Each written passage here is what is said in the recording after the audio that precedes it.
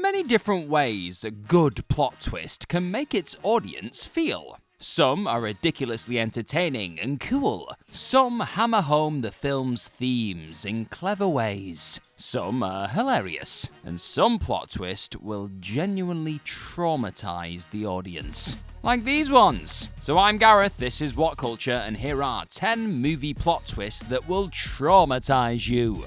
Oh, and spoilers ahead, of course. Number 10, Promising Young Woman, Ryan's True Colours. This one is quite arguably the best plot twist of the 2020s so far.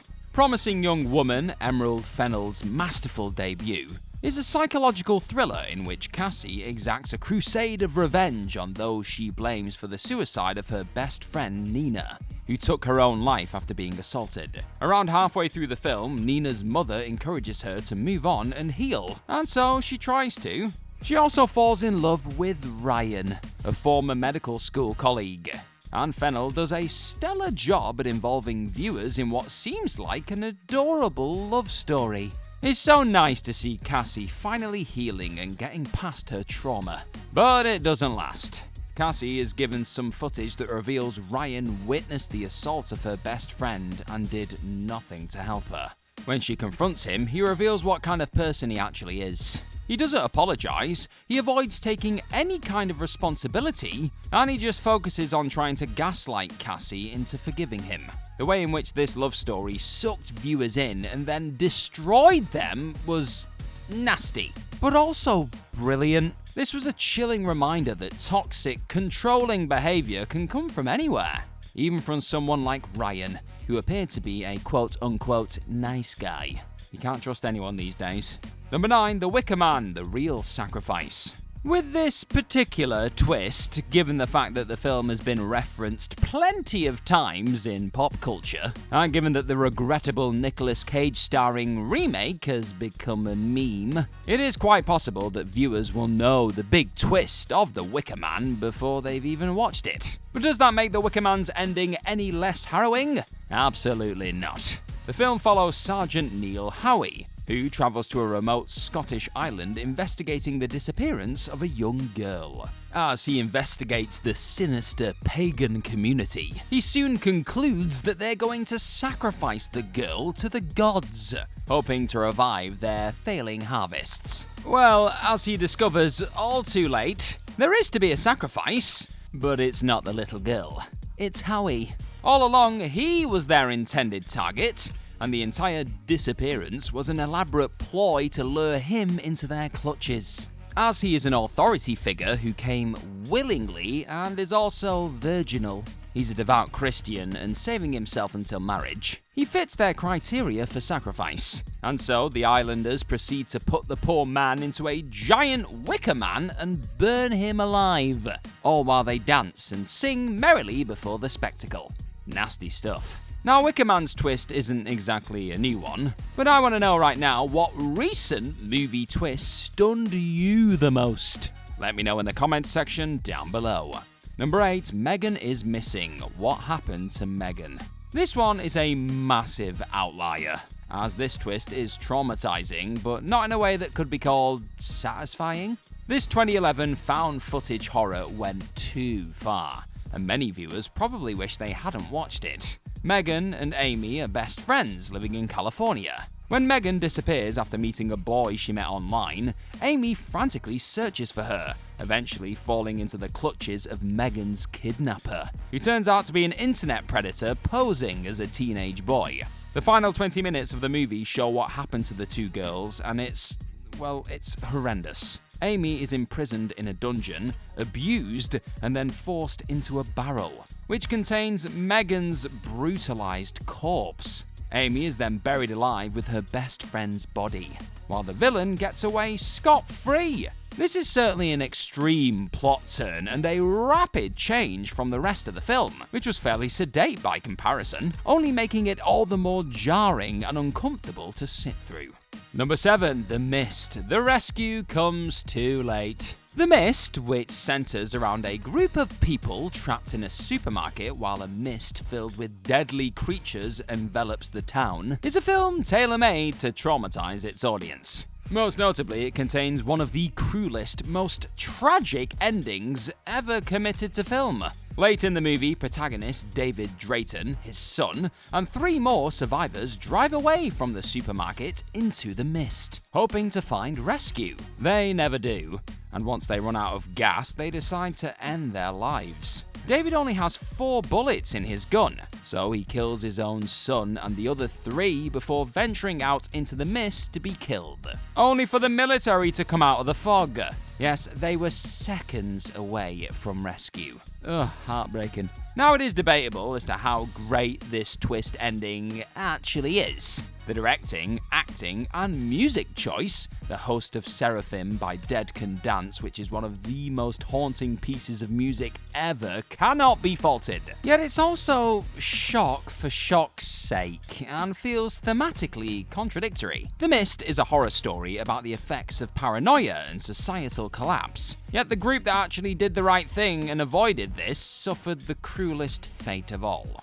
One thing is for certain though, this ending will shatter anyone who sees it, and it'll never ever be forgotten. Number 6, Atonement, the fake ending. Atonement might have plenty of flaws, but it is worth seeing for this heartbreaking ending alone.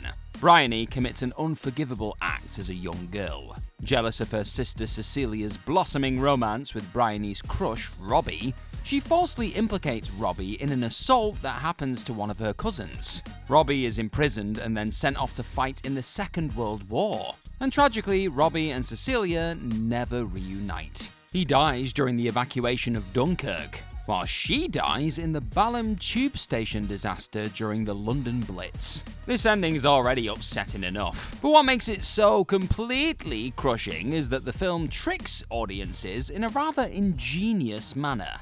Viewers see several scenes that depict Robbie and Cecilia living together after the war, but these scenes are revealed to be a fabrication by a now elderly Bryony, who has since become a successful novelist. We learn that she's now living with dementia and is writing her last book about this case. She gives Robbie and Cecilia a happy ending in her book as an act of kindness, a symbolic atonement for an act that destroyed 2 lives. So, both Robbie and Cecilia die, while the man who actually committed the assault that Robbie was accused of gets away with everything. This is one of the most depressing endings of the century. And the fact that viewers are initially fooled into thinking that Robbie and Cecilia survived makes it even tougher. Just a quick thank you for tapping on this What Culture video today, and there is more where this sort of stuff comes from. Just tap that subscribe button and you'll get even more What Culture videos each and every day. Now back to this video. Number 5, The Skin I Live In, Veras' True Identity. Pedro Almodovar is one of our greatest living filmmakers, and his movies, with their extravagant color palettes, non-linear editing, and melodramatic storylines, are basically a genre of their own at this point. Another thing that sets his work apart is his penchant for effed up plot twists, and he saved his nastiest one to date for 2011's The Skin I Live In, the closest thing to a horror film that he has made. The Skin I Live In stars Antonio Banderas as the mysterious plastic surgeon Robert Ledgard, who has lost both his wife and daughter to suicide, and is keeping a woman named Vera captive at his house. But who is she? And why does she look exactly like Ledgard's late wife? Well, the truth is harrowing beyond belief. After Ledgard's daughter had a breakdown at a party, Ledgard saw a young man named Vicente fleeing and incorrectly concludes that he assaulted his daughter. Following the young woman's suicide, Ledgard kidnapped Vicente, subjected him to a forced sex change, and then spent 6 years transforming him into a replica of his late wife. Wow. Almodovar's work has featured many shocking plot twists involving taboo subjects like assault and incest, but nothing comes close to this level of depravity. As a result, The Skin I Live In, though a really great film, might just end up being one of those where you're unsure if you love it or hate it. And in the end, it'll probably be a bit of both. Number 4, Chinatown, The Crimes of Noah Cross. In Chinatown, Jake Gittes is investigating a series of murders, all linked to Los Angeles' water supply. with the help of Evelyn Mulray.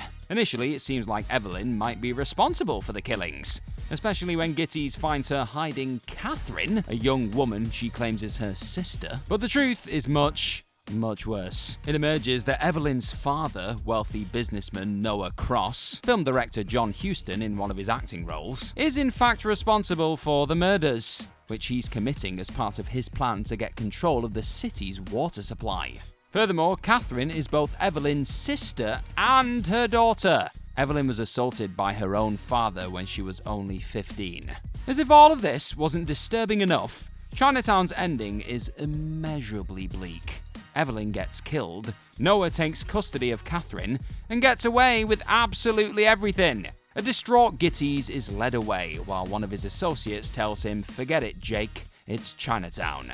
Without question, this is one of cinema's greatest downer endings. And this is made even worse by how scarily believable it is. An evil man getting away with many insidious crimes because of his wealth and power isn't exactly far-fetched, is it, sadly? For 2, Oldboy, Lee Woo-jin's beyond sick revenge plot. The South Korean masterpiece Oldboy is not only one of the all-time great revenge thrillers, it also contains what ranks among the most deranged revenge plots ever committed to film. At the start, businessman Oh Dae-soo is abruptly kidnapped and imprisoned in a cell for 15 years. During this time, Dae-soo's wife is murdered, his daughter is adopted abroad, and he's now the main suspect in the crime. He doesn't know why, and his release is just as sudden. His mysterious captor gives him 5 days to work out who he is and why he locked him up. Dae-soo investigates, and along the way he falls in love with a young chef named Mi-do. He eventually concludes that the captor is Lee Woo-jin, a former classmate. Dae-soo saw Woo-jin having sex with his own sister, and though he only mentioned it to one friend, the rumors spread and Woo-jin's beloved sister committed suicide. Woo-jin, a wealthy capitalist, paid some gangsters to lock up Dae-soo, and he engineered the romance between Dae-soo and Mi-do via hypnosis, because Mi-do is actually, wait for it, Dae-soo's daughter. All along, Woo-jin's aim was to trick Dae-soo into committing incest. It is so messed up, and it's telling that the film's regrettable Hollywood remake could not quite commit to the extremity of the original. Indeed, it's a film that will be too much for many viewers, although those who can stomach it are in for one of the greatest movies of the century. Number 1, Anson D, 1 + 1 = 1. Late in this tremendous war drama, Simon staggers into a hotel room, traumatized. He says to his twin sister, Jean, 1 + 1. Does it make 1? Jean realizes what he means and lets out perhaps the single most horrifying gasp in movie history. And that right there mirrors exactly how Anson D's big twist will make audiences feel. The film follows Simon and Jean as they fulfill the dying wish of their mother, Noel, which is to deliver her letters to their father and to their brother. They learn that she's from a war-torn Middle Eastern country, and that she was in prison for many years. She was assaulted by one of the guards, and that guard was their father. Noel also had a son, Nihad, years earlier, but she was forced to give him up as he was born out of wedlock. It emerges that Nihad became a soldier and then a guard at the same prison where their mother was. He was the man who assaulted her.